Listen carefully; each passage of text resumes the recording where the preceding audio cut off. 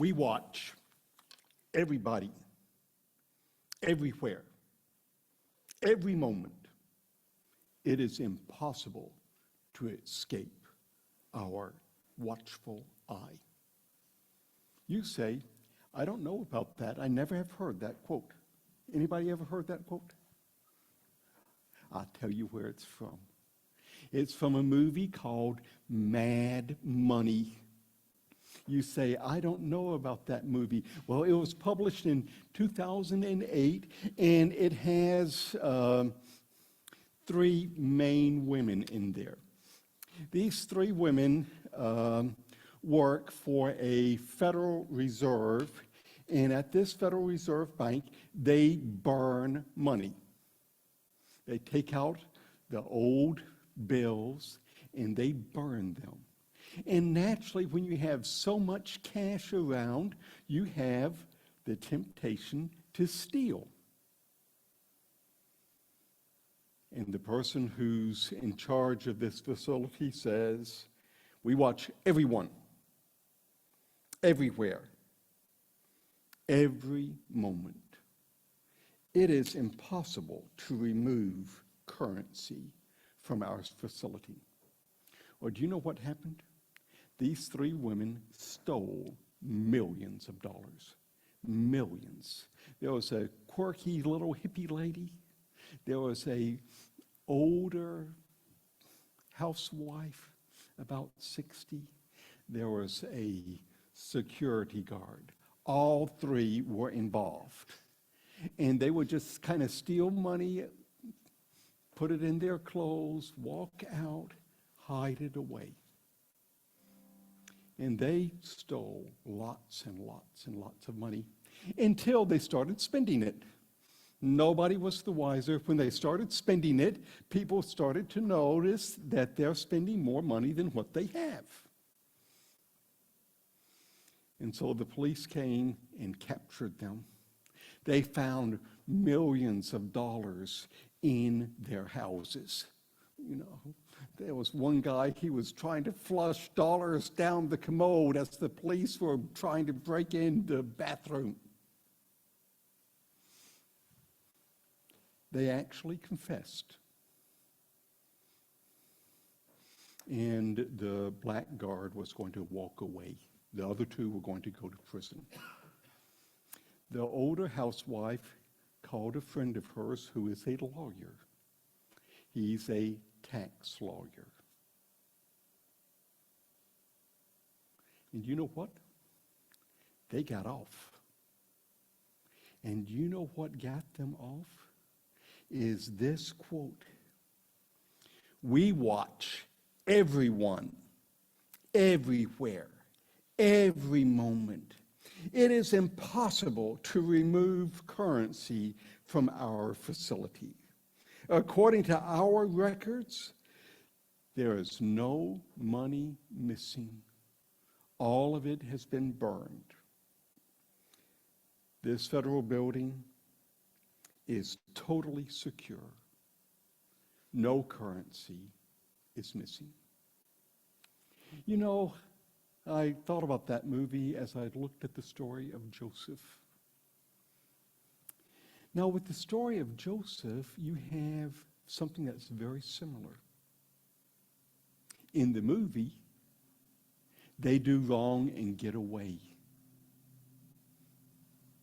because they didn't watch that well. In the story of Joseph, he does everything right, and God watches him. And he doesn't get away. He's rewarded for his faithfulness. Did you notice that when we look at the life of Joseph, one of the key components is he fears God. Notice what it says in Genesis 42:18. The brothers have come back. He's put them in prison. He says on the third day, do this and you will live. Why? because I fear God. I live my life in the presence of the Almighty. He sees everything.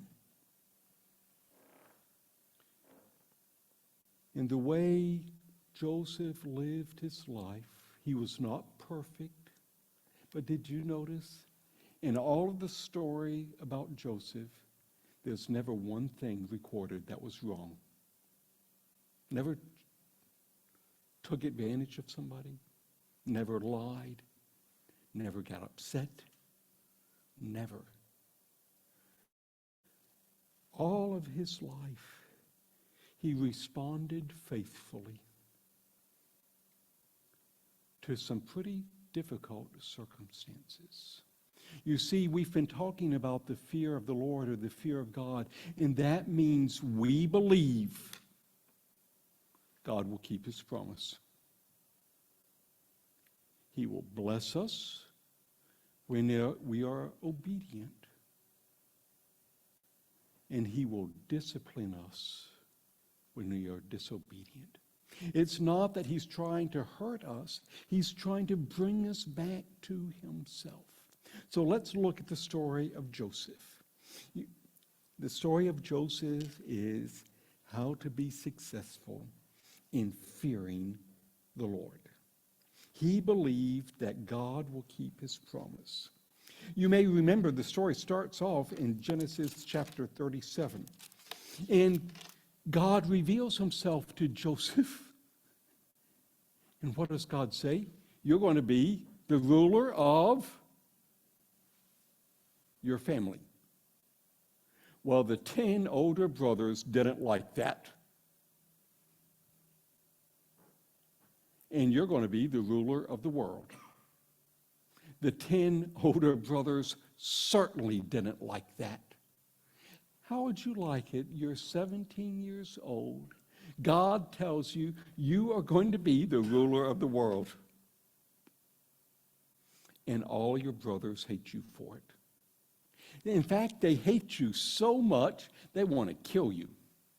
In fact, they were going to just kill him.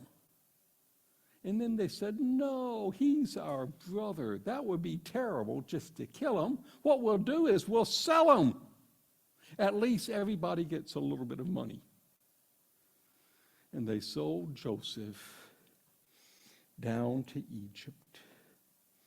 Now, if I had been Joseph and I had been sold down to Egypt and I had this promise that God is going to make me the ruler of the world and the ruler of my family, I would have said, God, I don't know how it works in heaven, but this is not the way it works on earth.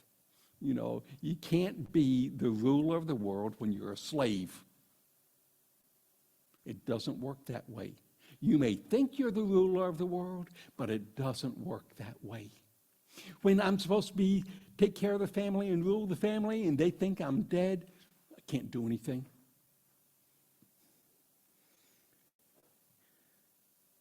Did you notice what he did in Genesis chapter 39? Look at verse 5. From the time he put him in charge of his household and all that he owned, Potiphar put Joseph in charge of everything.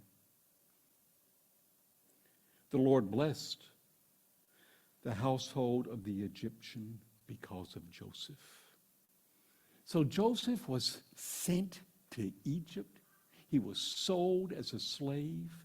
And his response is, God, I believe you're going to keep your promise.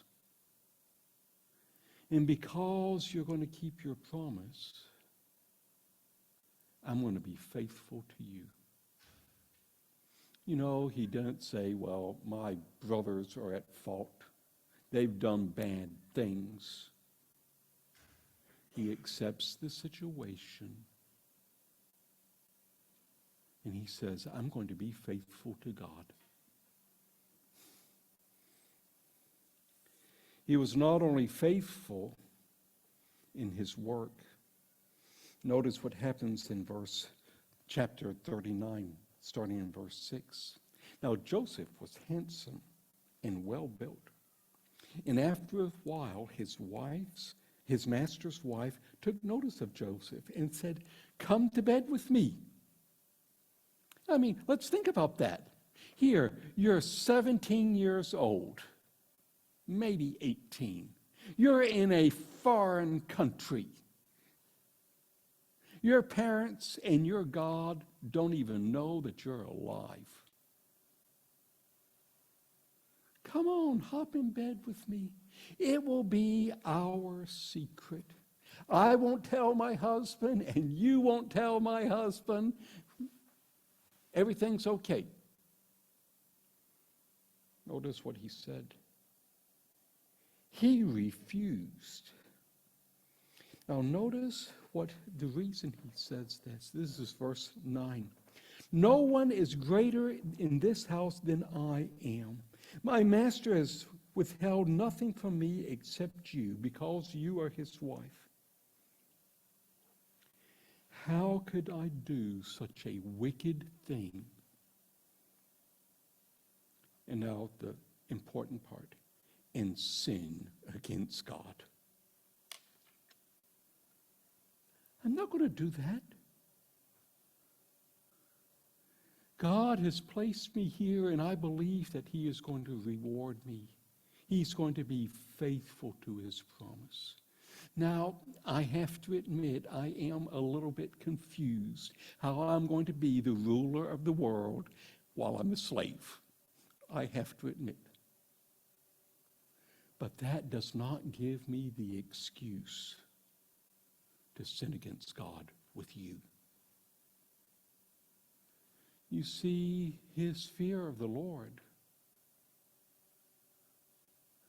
his belief that God will keep his promise, is not, I'm just afraid, but I choose to be faithful to you every day. In fact, did you notice what happens? We think this happened just one time. Actually, it happened every day. Every day. One day, he went into the house to take care of things. Nobody was in there with him, and she caught him by his cloak and said, "Come into bed with me." And there was no way for him to get away except to leave his cloak and run away. Look, this Hebrew has been brought to us to make fun of us. He came here to sleep with me, and I screamed. And when he heard me scream for help, he left his cloak beside me and ran out of the house. She kept his cloak beside her until his master came. And she told him this story. That Hebrew slave you brought us came to me to make fun of me. But as soon as I screamed for help, he left his cloak beside me and ran out of the house. That was a big, bald-faced lie. And what does Joseph do? Nothing. You know, the master wasn't going to hear. He wasn't going to turn on his wife. And when he was falsely accused, Joseph did nothing. When his master heard the story, his wife told him, "This is how your slave treated me." He burned with anger. And Joseph's master took him and put him in prison, the place where the king's prisoners were confined. You know, God, you told me I'm going to be the ruler of the world. I'm going to be responsible for my family. That's what my father Jacob told me to do. And I was just trying to be faithful to you. And look where it got me. I'm not just a slave anymore. It's gotten worse. I'm in prison. Now, we think of prisons as kind of nice places a little bit. You don't have to pay. You don't have to work too much. You kind of watch TV. You have people cook for you. That's not the way it was in the Egyptian prisons. They were bad. And he's in the Egyptian prison, falsely accused. Notice what happens in verse 20, chapter 39, verse 20. But while Joseph was there in the prison, the Lord was with him. And the Lord showed him kindness and granted him favor in the eyes of the prison warden. So the warden put Joseph in charge of all of those held in prison, and he was made responsible for all that was done there. The warden paid no attention to anything under Joseph's care, because the Lord was with Joseph. Notice what it says. And gave him success in whatever he did. You know, God, I kind of wanted to be ruler of the world. Now I'm ruler of the jail. Well, it's better than being the slave in the jail, but are you really keeping your promises? If I were Joseph, I might have been bitter. It's not worth fearing God. Look where it got me. If I had been Joseph, I might have tried to straighten out everything. You know, this is not true. And Joseph, he feared the Lord. He said to himself, God's going to take care of this. I don't understand what's going on. Two men came to see him. Both men had dreams. Both men needed someone to tell them what the dream meant. Joseph says, I can do that. God's given me the gift of interpreting dreams. Well, what kind of dream did you interpret? Well, I believed that I was going to be king of the world. Really? Any other dreams? Yes, I believe I'm going to be the ruler in my family.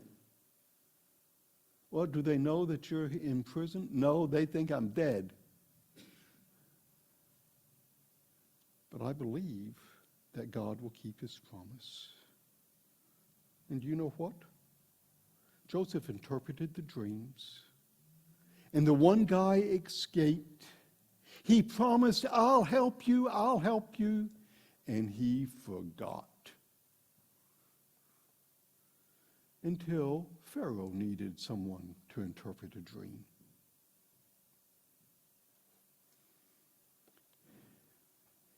And the guy who holds the wine in front of Pharaoh says, I remember this guy in prison. And he could interpret dreams.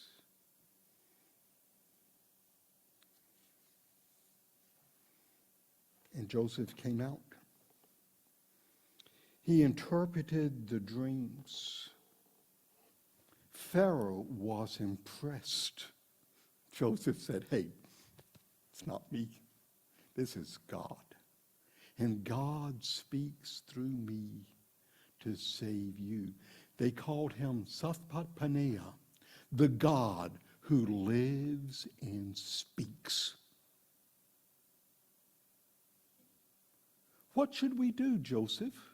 Well, with the 7 bad years coming, we should save in the 7 good years. And we should store it up so that when the 7 bad years come, we won't die of starvation. That's a good idea. I wonder where I can find someone who has administrative skills to do that. They said, try Joseph. He was pretty successful in Potiphar's house. He was pretty successful in the prison. Try Joseph. And that's a good idea. I will make you ruler of Egypt. Seems like I've heard that someplace before. Ruler of Egypt. What will that mean? It means everybody will bow down before you. Everybody will do what you say. Nobody will question you in any way. Sounds pretty good. If I had been Joseph, do you know who the first person I would be to go see? Potiphar's wife. You know, hello, Potiphar's wife. Do you remember me? How about having a little bit of prison for you? And Potiphar, you can go there too. Did you notice what he did? Because he feared God, he was not bitter. He took no revenge on Potiphar, no revenge on Potiphar's wife. In fact, he could have even commanded his troops to go to Canaan and wipe out his family. He did nothing of that sort. What did he do? He feared God. And he said, God, you've placed me here, and you've elevated me here, not for my benefit, but for the benefit of others. And it's my job to be faithful to you. It's your job to take care of your promises. Pretty soon, the good years were over. Famine was in the land of Canaan. And the brothers didn't have anything to eat. So Jacob sent them down to Egypt and said, go buy grain in Egypt. We hear that there's grain in Egypt. And as the 10 walked in, Joseph recognized them. And as they bowed low to the ground to him, he said, I remember that in a dream. I remember them bowing down to me. And he spoke harshly to them. You are spies. No, no, no. We are, it's almost comical. We are reliable people. We always keep our word. Joseph said, I'm not so sure about that. We're 10 brothers. One of them's gone. Joseph said, you hope. And one of them's at home. Stick them in prison. And after 3 days, if you are honest men, let one of your brothers stay here. Bring your youngest brother, and I will let you go. If I had been Joseph, I may have taken revenge. Maybe double revenge. You know, if I had anger issues with Potiphar and Potiphar's wife, I would really have anger issues with my brothers. And what did he do? No revenge. Why? He feared God.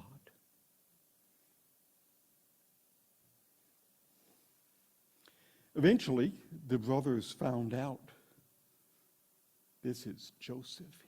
He revealed himself, and they say, "Oh no, my worst nightmare has come to true. Joseph is going to kill us now." I said, no, not going to kill you. I'm here to save you. Bring Daddy down.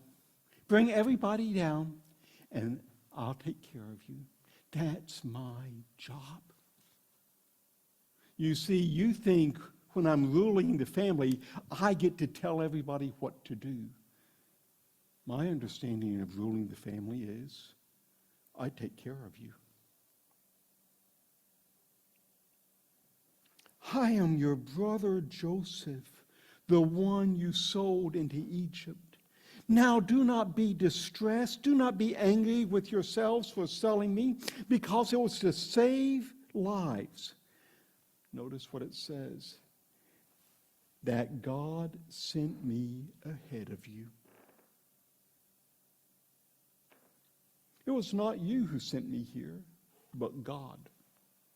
And he made me father to Pharaoh, Lord of his entire household, the ruler of all of Egypt. Hurry up. Bring the family down to Egypt. God has made me Lord of all of Egypt. And when you come, I already have the land picked out for you. You get to stay there.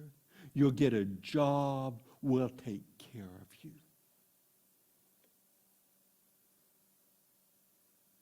Is that the way somebody acts who is bitter and upset? You see, when you're bitter and angry and upset, you're no longer focusing on what God is doing in your life. You're focusing on you. And because Joseph feared God, he was faithful in the way he responded to all these things. Joseph was fair with the Egyptians, and he was fair with the Hebrews. Everybody benefited. Not one of them got something more. I will provide for you there. You and your household, if you don't come, you will become destitute. Come to me. I'll take care of you. Joseph was faithful when he buried his father. 17 years Jacob lived in Egypt, and then he passed away. Joseph could have said, well, you know, Egypt is a great place. I don't really need to go anyplace. I'll just stay here. No, the promise is our hometown is in Canaan. And Joseph buried his father there. The Canaanites saw that. And they said, some great catastrophe must have struck Egypt. Because look at all the Egyptians that are here. And look how they are so sad. Some great natural catastrophe has happened. The great natural catastrophe? Joseph was sad.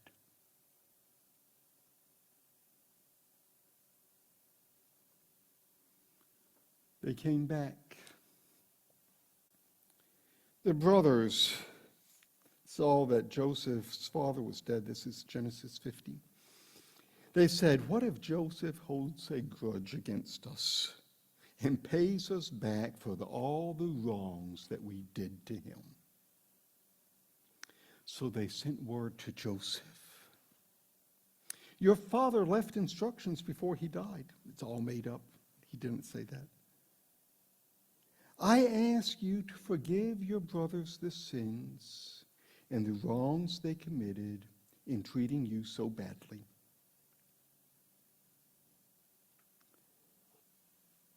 If you look at Genesis 50, verse 17, the last part is important. When their message came to him, Joseph wept.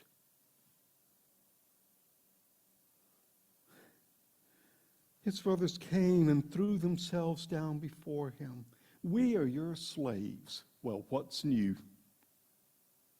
You're my slaves. If I want to kill you, I would have done that a long time ago. Don't be afraid. Am I in the place of God? You intended to harm me. God intended it for good, to accomplish what is now being done, the saving of many lives. Don't be afraid. I will provide for you and your children. I guess the reason Joseph cried is his brothers didn't understand. The way he treated them was a reflection on his relationship to God. And as he reflected on what God wanted him to do, he treated them graciously.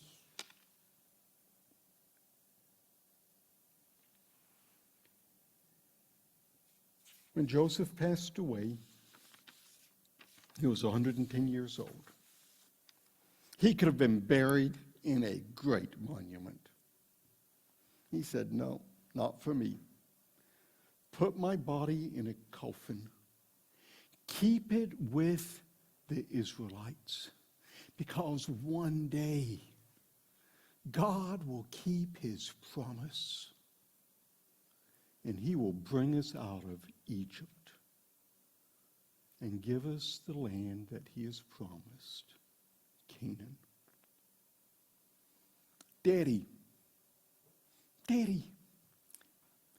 why do we go to this Egyptian's grave? The Egyptians are treating us badly. They're making us our slaves. They're killing our mothers and daughters. Why do we go there? Oh, he's not an Egyptian. He's one of us. Really? Yes, he's one of us. Well, why is he dressed up in all the Egyptian clothing? Because he ruled Egypt. He was not just the ruler of Egypt, he was the ruler of the world. And God sent him here not just to save the world, but to save us. Well, how can I be like him? God watches everyone, everywhere, at every moment. It is impossible to escape his oversight. He sees our actions and our attitudes. He understands our motivations. And he is faithful to keep his promise. His promise to bless those who respond faithfully to him, and to discipline those who choose to go their own way. Joseph was faithful as a slave. He was faithful when tempted. He was faithful when falsely accused. He was faithful when elevated. He was faithful when he was responsible for all. He was faithful when he tested and helped his brothers, when he brought his family to Egypt, when he buried his father. He was faithful when he was misunderstood and when he passed away. You see, Joseph knew what it meant to fear God and to live in such a way that reflects this fear for God. The life of Joseph tells us how to live when we fear God. Let's pray. Father God, thank you that we have the life of Joseph. Thank you so much that he feared you. And he shows us how to fear you in our everyday life. Not to complain,